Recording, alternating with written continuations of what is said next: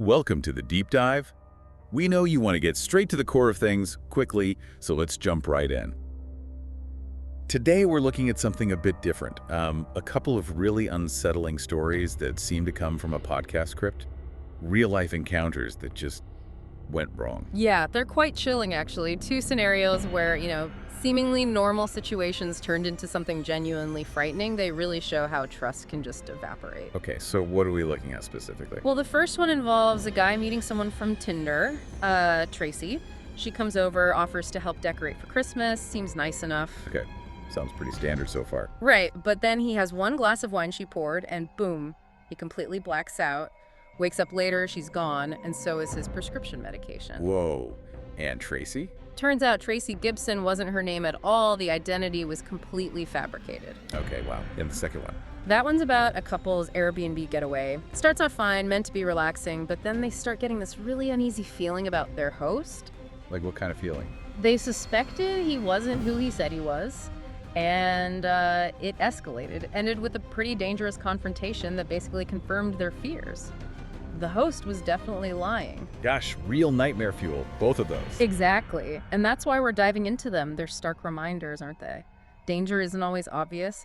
Our mission here is to unpack these stories, find those crucial warning signs. And pull out the lessons, the things you can actually use. Okay, let's start with the Tinder date. Helping with decorations.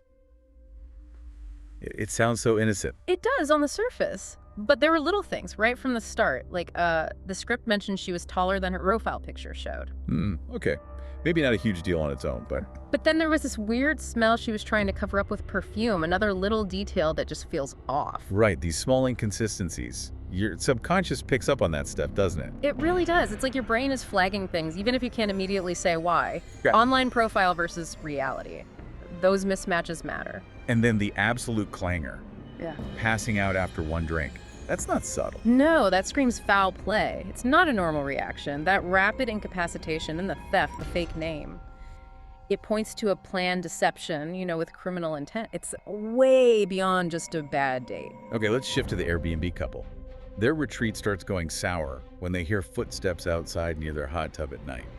That's creepy. Or creepy. It's that immediate invasion of privacy right when you're supposed to feel secure and secluded. It just shatters that sense of safety. And the host, Mike, apparently brushed it off. Yeah, gave some weak explanation, which honestly should probably make you more suspicious, not less, when things already feel strange. Then it gets really terrifying, someone violently banging on their door at 3 a.m. Imagine that, pitch black, middle of the night, then this guy Tom shows up, says he's Mike's brother. But wait, didn't they know Mike didn't have a brother? Exactly, the stories didn't line up at all. That's a classic sign someone's lying, trying to cover something up. And it culminates with them trying to escape, seeing fresh footprints in the snow, and Tom actually lunging for their car. Yes, that's the moment it goes from suspicion, from feeling uneasy, to undeniable proof of danger. They were right to get out of there. The deception was real, and it was threatening. So, looking back at both these really disturbing accounts, what's the main thing we should take away, the core lesson?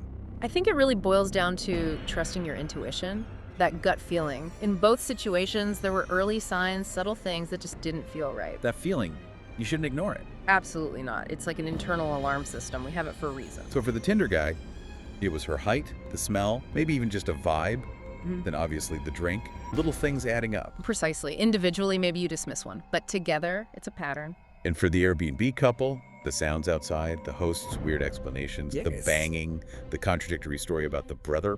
Yeah, each incident just piled on top of the last, reinforcing that initial unease. Their intuition was screaming at them, and thankfully, they eventually listened. It probably saved them from something worse. It really makes you think, doesn't it? So here's something for you listening to consider. We live in a world with so much online interaction, booking places like Airbnbs, meeting people from apps. It's common now.